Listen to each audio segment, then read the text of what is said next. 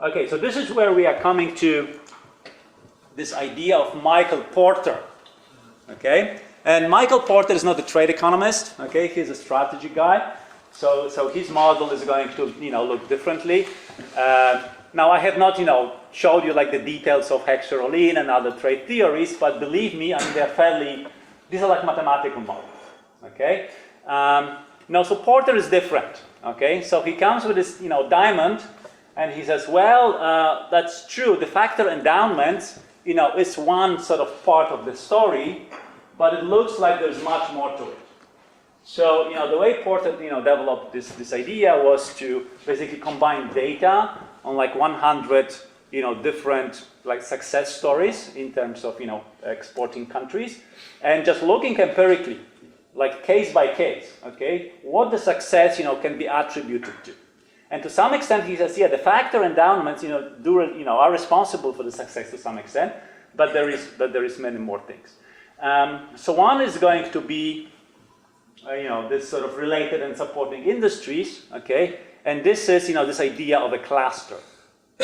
Okay, so we are not talking about firms in isolation who specialize in certain activities. We are talking about a cluster of companies, which is important. Within this cluster, the firm strategy, structure, rivalry is going to be important.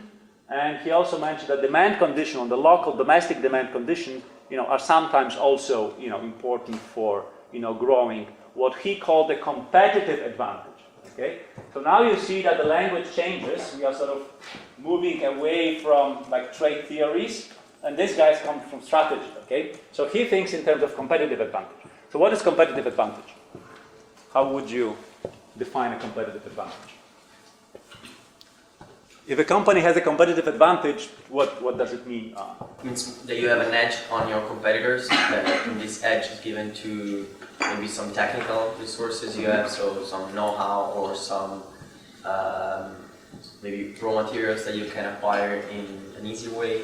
Okay, so edge over competitors? That allows you to basically make money.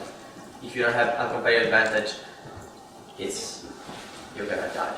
You cannot survive sort of long term in a market, in a competitive environment. Mm-hmm. You have differentiated capabilities or resources which are valuable, rare, and difficult to imitate for the competitors.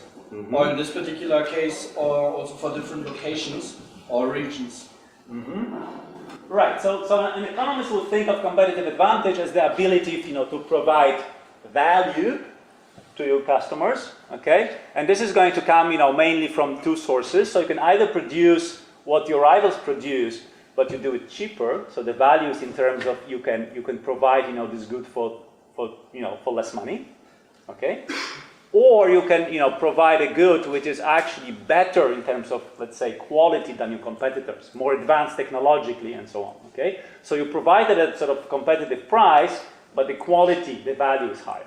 So that would bring you a competitive advantage.